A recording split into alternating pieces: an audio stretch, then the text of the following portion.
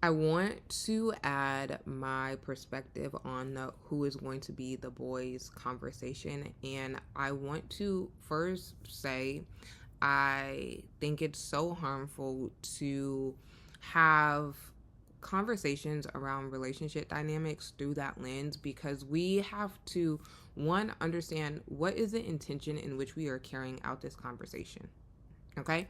Intention is going to guide the direction, the tone, the purpose of the conversation. And I think that part people are like willfully ignorant to, because they know the intention in which they are carrying or having a conversation in, whether it's jokey, whether it's demeaning, anything like that.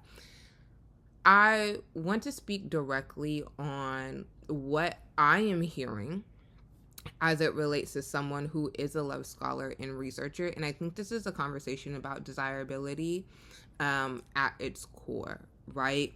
And having the conversation on what you desire as it relates to healthy relationship dynamics, and also having a conversation on your lived experience.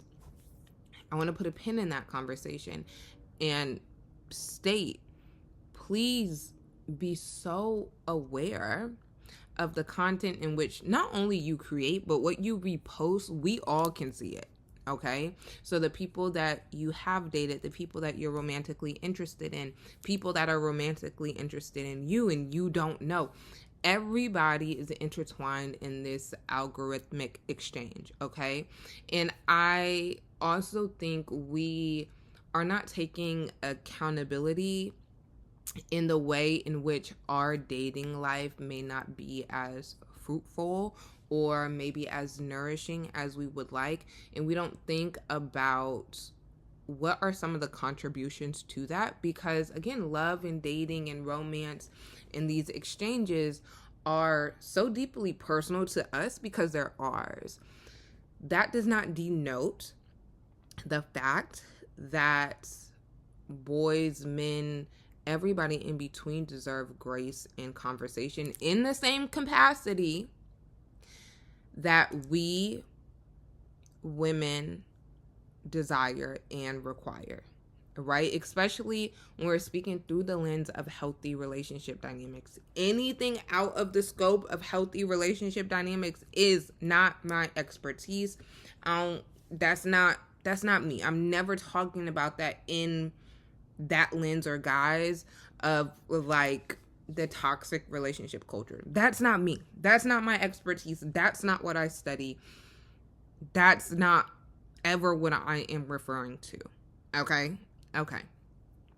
But I do think we need to have a conversation about desire. And I don't know why people are so like reserved and shy talking about what they desire, but we're more willing and open to talk about things in which we don't desire.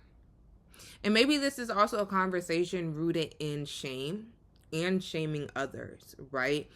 Again, going back to the question at hand, like who's going to be the boys in the context, intention, and tone of voice, all of that is packaged to deliver shame. And we also have to understand through the lens of providership, okay?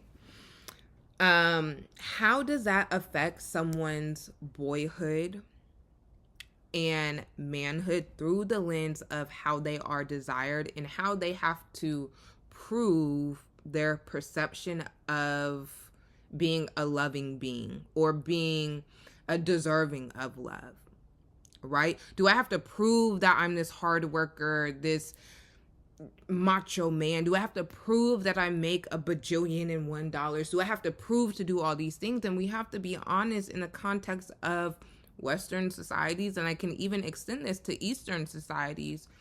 The role of boy and man is typically deemed worthy through some type of labor exchange, whether it's athletic, whether it's entertainment, whether it's intellectually, whether it's all of these things.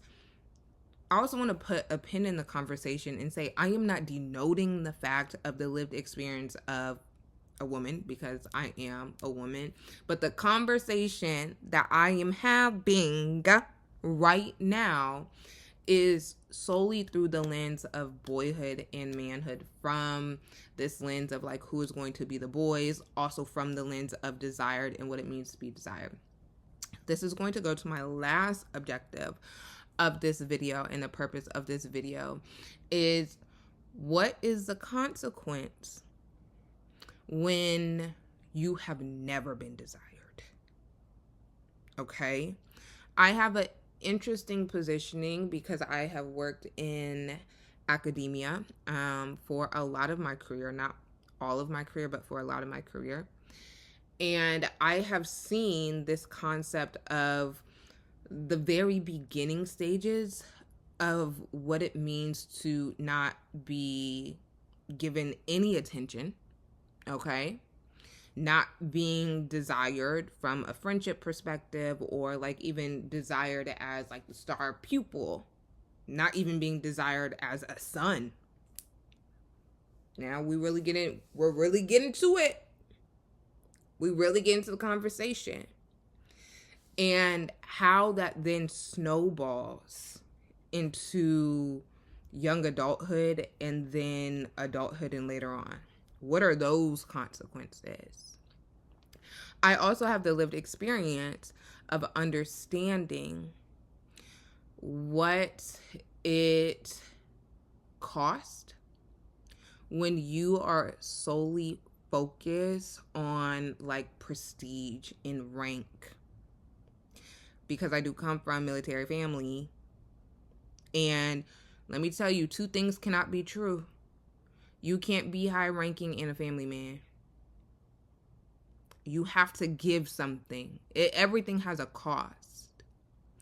And these are the intersecting conversations that I think, I would say that we need to be having collectively, but collectively we don't have the vernacular, the empathy, the understanding, the articulation for us to have these conversations in depthly. So I understand like why they are not, or maybe even why people's minds don't venture to this level of intersectionality and understanding. But I say all that to say, a lot of these conversations rooted in like who is going to be the boys, going back to like the theme, right, of this video. It's two sides of the same coin, that pink pill, okay? And so you have to, again, be mindful, what is actually the content that you are consuming? And are you ethically and morally aligned to that?